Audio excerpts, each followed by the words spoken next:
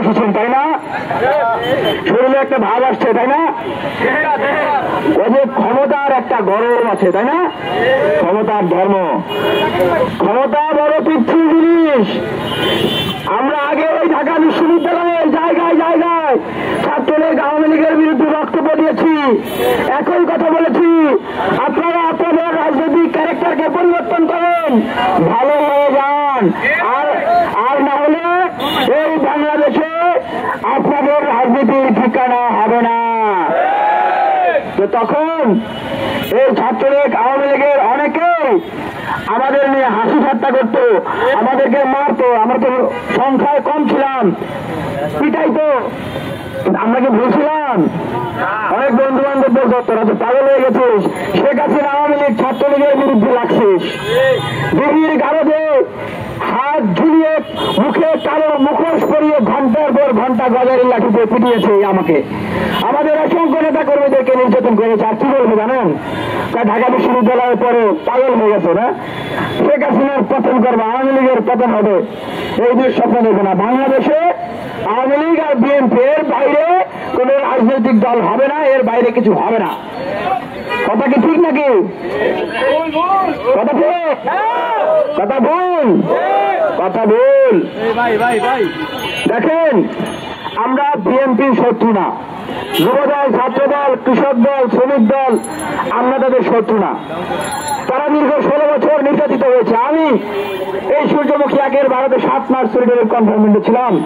বর্তমান যুবদলের যিনি কেন্দ্রীয় সভাপতি আব্দুল মোনায়েম মুন্না ভাই, উনি আমার উপরে চালায় ছিল, আমার প্রতি স্নেহশীষ আচরণ করেছে। কিন্তু বাস্তবতা হলো দলের রাজনীতির ক্যারেক্টার তো চেঞ্জ করতে হবে ভাই, হবে না? আপনি যত ভালো মানুষ হন, আওয়ামী লীগের সময় বলতাম ছাত্রলীগ আওয়ামী লীগ এমন একটা মেশিন, এটার ভিতরে কোনো ভালো ছেলে মেয়ে ঢুকলেও কি হয়ে যায়, সন্ত্রাস ধর্ষণকারী হয়ে যায়। এখন এই দলটা বর্তমানে বাংলাদেশের বৃহৎ জনগোষ্ঠীর প্রতিনিধিত্বকারী একটা দল, তারা যদি তাদের ক্যারেক্টার না চেঞ্জ করে, ওইখানে ঢুকলে যদি একটা ভালো ছেলে মেয়ে সন্ত্রাস চাঁদাবাজ ধর্ষক হিসেবে বের হয়, তাহলে এর দায় কার? এখন ছাত্ররা স্লোগান দিচ্ছে যে আপনারা হত্যার দায় নেবেন না, ধর্ষণের দায় নেবেন না, খুনের দায় নেবেন না, এটা কি বলে? চাঁদার ভাগ তো নেবেন।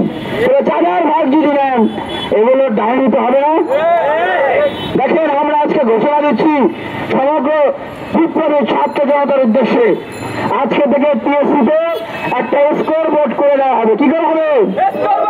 ক্রিকেট খেলার যেরকম স্কোর বোর্ড দেখেন, স্কোর বোর্ড হবে।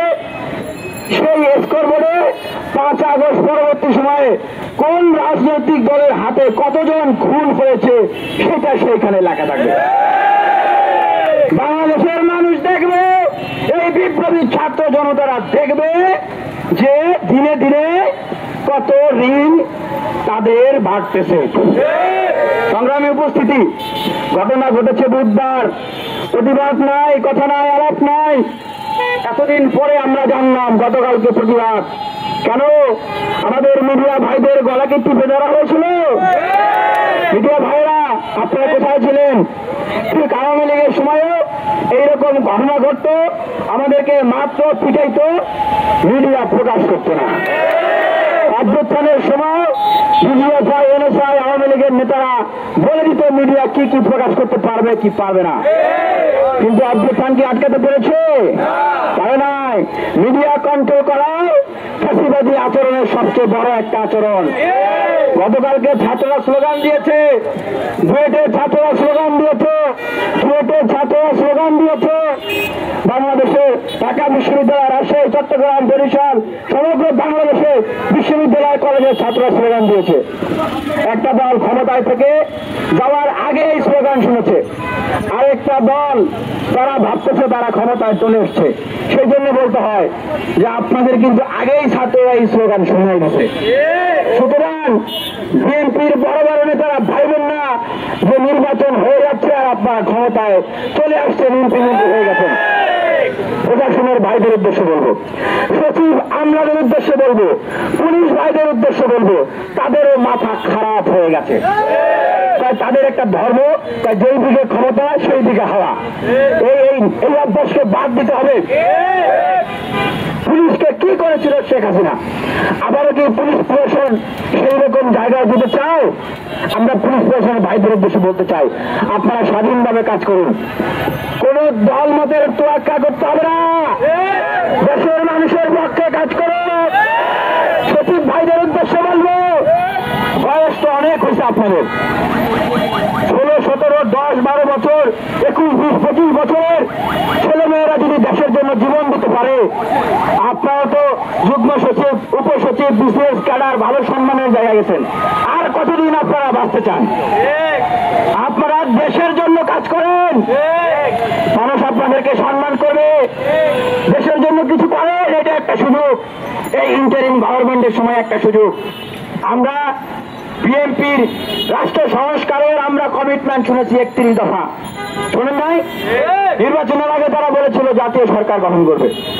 তাহলে এই যদি হয়, বিএনপির বাংলাদেশের জন্য অবদান 10 মাসে 100-এর অধিক খুন, মেয়েকে বিয়ে না দেওয়ার জন্য, পিতাকে হত্যা, চাঁদা না দেওয়ার জন্য মিটফোড়ে ব্যবসায়ীকে পাথর নিক্ষেপ করে আইয়ামে জাহিলিয়াতের মতো করে হত্যা করা, চাঁদা না দেওয়ার জন্য পিটিয়ে রক্তাক্ত করে ফেলা। তাহলে ক্ষমতায় আসার আগে যদি আপনাদের এই ক্যারেক্টার হয়, ক্ষমতায় আসলে আপনাদের কি ক্যারেক্টার হবে? এই বাংলাদেশের মানুষ কিসের উপর ভরসা রেখে কেন আপনাদেরকে আসলে ভোট দিবে বলেন? তারা